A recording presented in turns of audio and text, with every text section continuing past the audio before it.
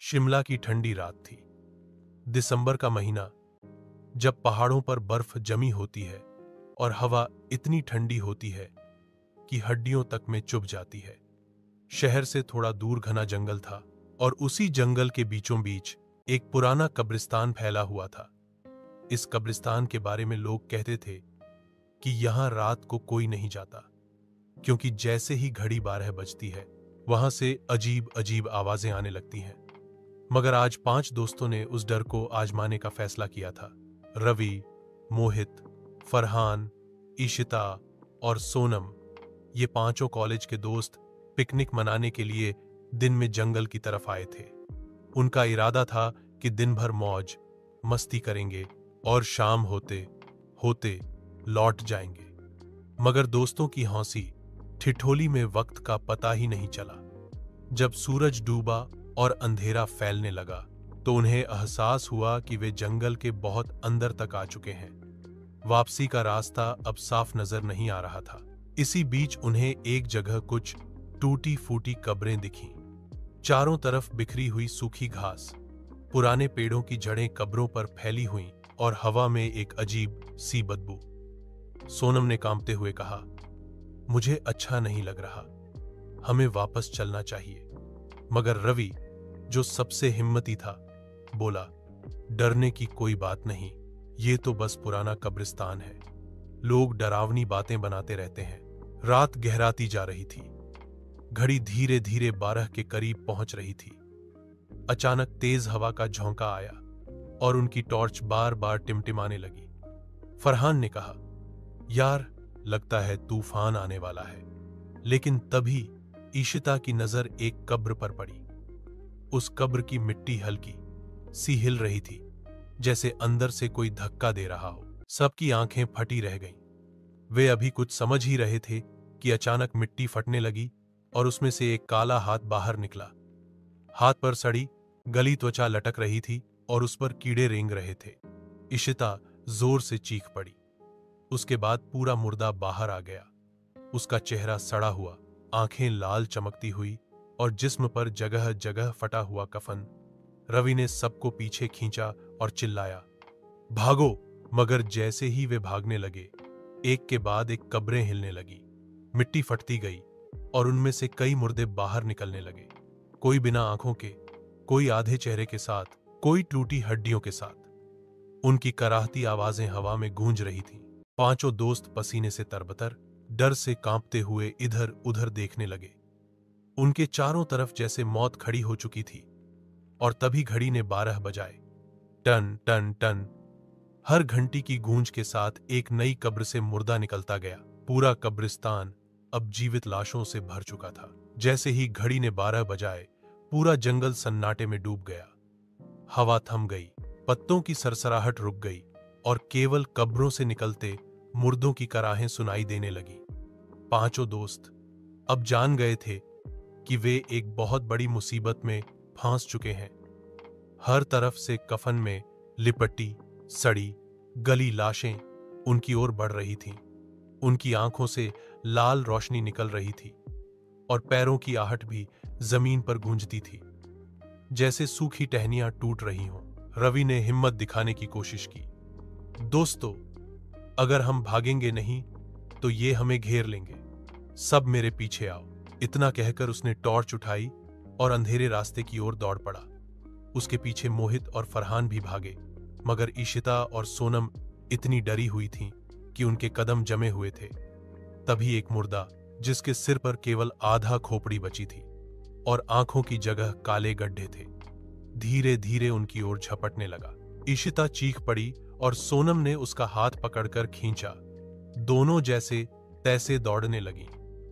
मगर दौड़ते दौड़ते उन्हें महसूस हुआ कि यह जंगल सीधा नहीं है।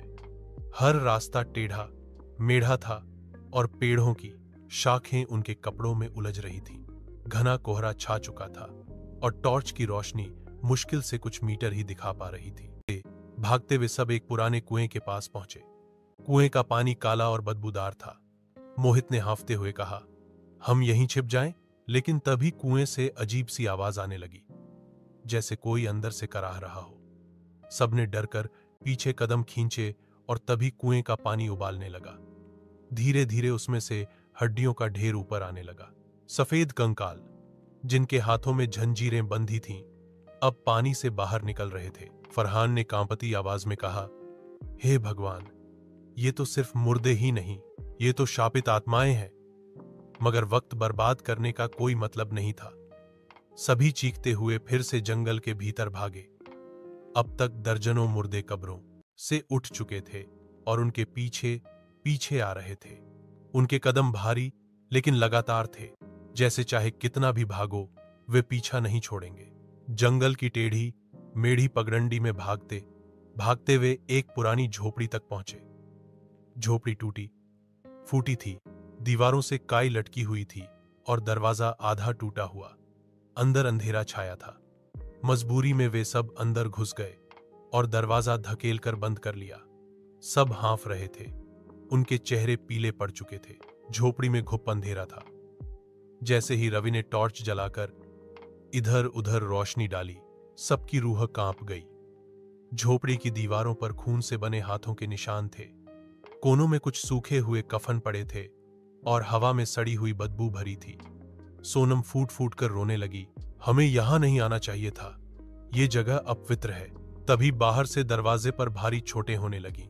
धड़ाम धड़ाम धड़ाम, जैसे कोई पूरी ताकत से अंदर घुसने की कोशिश कर रहा हो। दरवाजे की दरारों से लाल रोशनी चमक रही थी और फिर खिड़की के पास से एक मुर्दे का चेहरा दिखाई दिया। उसकी आंखें सीधे अंदर झोंक रही थीं और उसके सड़े हुए होंठ धीरे धीरे हिल रहे थे, जैसे कोई मंत्र बुदबुदा रहा हो। पांचों दोस्त अब समझ चुके थे कि ये साधारण भूत प्रेत नहीं, बल्कि कोई पुराना श्राप है। वे फांस चुके थे। जंगल से बाहर निकलने का कोई रास्ता नहीं था और हर पल मौत उनके करीब आ रही थी। झोपड़ी की दीवारें हिल रही थीं, दरवाजा टूटने ही वाला था और बाहर खड़े मुर्दे लगातार कराह रहे थे। पांचों दोस्त अब हिम्मत खोने लगे थे। सोनम रोते हुए बोली, हम बच नहीं पाएंगे, ये हमें खा जाएंगे। रवि ने उसका हाथ कसकर पकड़ा और कहा, अगर हम डर कर बैठ गए तो सचमुच मर जाएंगे। हमें बाहर निकलकर कुछ करना होगा। अचानक झोपड़ी के कोने में पड़ी एक पुरानी किताब पर उनकी नजर गई। किताब धूल और मकड़ी के जाल से ढकी हुई थी। मोहित ने हिम्मत जुटाकर उसे उठाया। जैसे ही उसने पहला पन्ना खोला, एक ठंडी हवा पूरे कमरे में फैल गई। किताब में खून जैसे लाल अक्षरों में लिखा था, यह जंगल शापित है। यहां दफन हर मुर्दा कभी चैन से नहीं सोया। उनकी आत्माएं प्रतिशोध में हर 12 बजे उठती हैं जब तक उनका श्राप नहीं टूटता। फरहान कांपती आवाज में पढ़ता गया, श्राप तभी टूटेगा जब कोई इंसान डर से भागे नहीं, बल्कि कब्रिस्तान के बीच खड़े होकर उन्हें मुक्त करने की प्रार्थना करेगा। सबके रोंगटे खड़े हो गए। बाहर दरवाजा पूरी तरह टूट चुका था और अब मुर्दे झोपड़ी में घुसने ही वाले थे। रवि ने टॉर्च कसकर पकड़ी और कहा, दोस्तों, अगर हमें बचना है तो हमें कब्रिस्तान में वापस जाना होगा। ये किताब झूठ नहीं कह रही। हमें इन मुर्दों को रोकना है। सबके लिए ये सबसे डरावना फैसला था, मगर उनके पास कोई और रास्ता भी नहीं था। पांचों झोपड़ी से बाहर निकले। चारों तरफ लाल आंखों वाले मुर्दे खड़े थे। वे धीरे धीरे कराहते हुए करीब आने लगे, मगर इस बार पांचों भागे नहीं। रवि आगे बढ़ा और जोर से चिल्लाया, हम तुम्हें मुक्त करने आए हैं, हम नहीं डरते। घड़ी ने फिर से टनटन करना शुरू किया। आधी रात का समय था। जैसे ही रवि की आवाज जंगल में गूंजी, अचानक हवा का रुख बदल गया। कब्रिस्तान की मिट्टी कांपने लगी और जिन मुर्दों की आंखें खून जैसी लाल थीं, उनमें हल्की सफेद चमक आने लगी। ईशिता कांपते हुए किताब से प्रार्थना पढ़ने लगी। सोनम और फरहान ने उसके साथ मिलकर मंत्र दोहराए। मुर्दों की कराह अब चीख में बदल रही थी, जैसे वे किसी अदृश्य ताकत से लड़ रहे हों। कुछ मुर्दे तो जमीन पर गिरकर तड़पने लगे और धीरे धीरे धुएं की तरह गायब होने लगे। मगर तभी सबसे बड़ी कब्र फटी।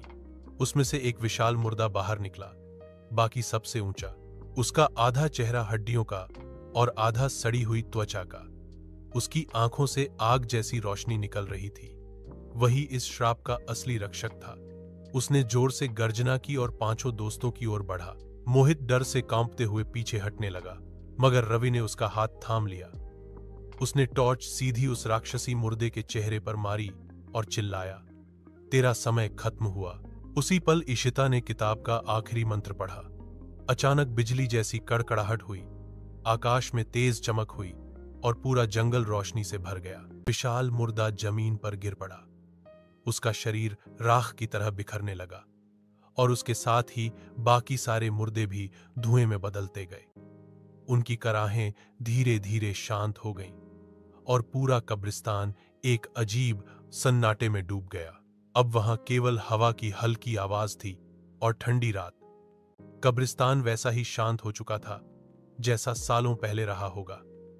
पांचों दोस्त थके हुए, कांपते हुए लेकिन जिंदा थे। वे एक दूसरे को गले लगाकर रो पड़े। सुबह होते ही वे किसी तरह जंगल से बाहर निकल आए। शहर पहुंचने के बाद जब उन्होंने लोगों को पूरी घटना बताई तो सब हैरान रह गए। कुछ ने उन पर यकीन किया, कुछ ने इसे पागलपन समझा, लेकिन पांचों जानते थे कि उन्होंने मौत को अपनी आंखों से देखा है और उस श्राप को हमेशा के लिए खत्म किया है। रात की उस घटना के बाद वे कभी शिमला के उस जंगल की ओर नहीं लौटे, लेकिन जब भी घड़ी 12 बजती है और हवा ठंडी हो जाती है, उन्हें अब भी उन कराहती आवाजों की गूंज सुनाई देती है।